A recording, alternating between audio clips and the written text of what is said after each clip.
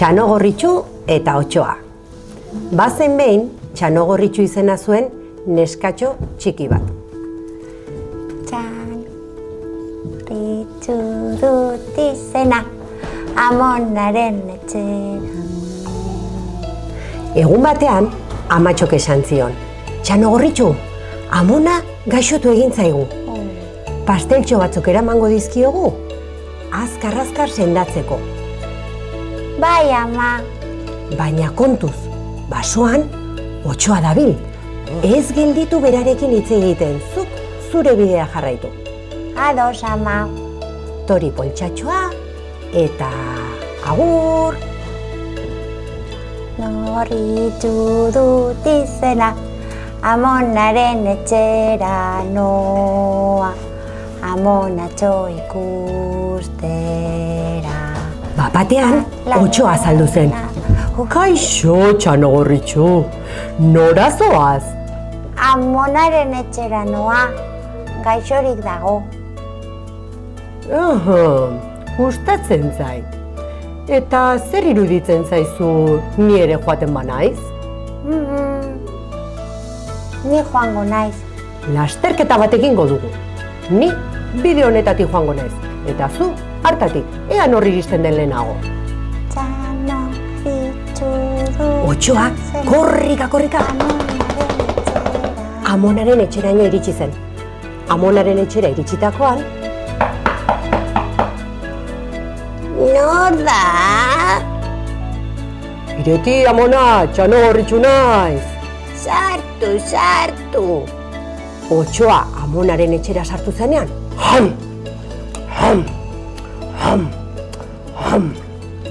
jan egin zuen, eta Amonaren ohean sartu zen Otsoa Txanogorritxuren zain.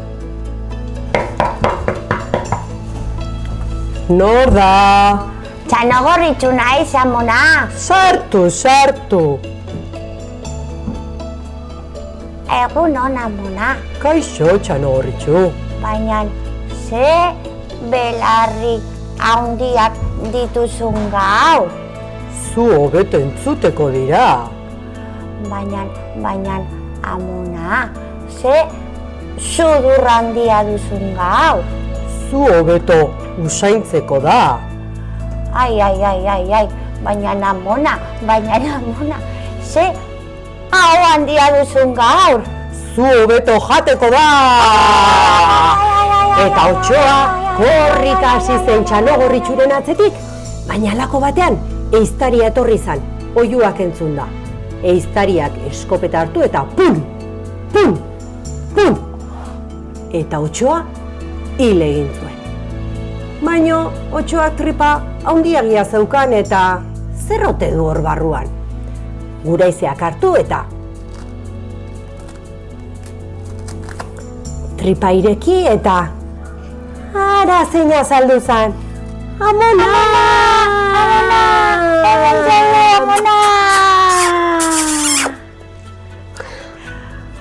Amona atera dugu Otsoaren sabeletik, Otsoa hilda dago gaiztoa izateagatik.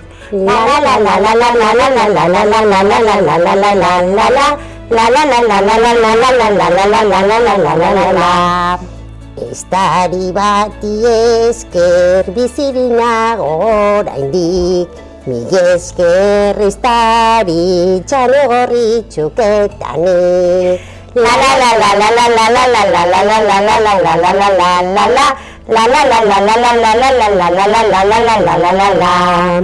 Agur amona, agur ehiztari txintxoa, orain etxera noa, nire amaren ondora.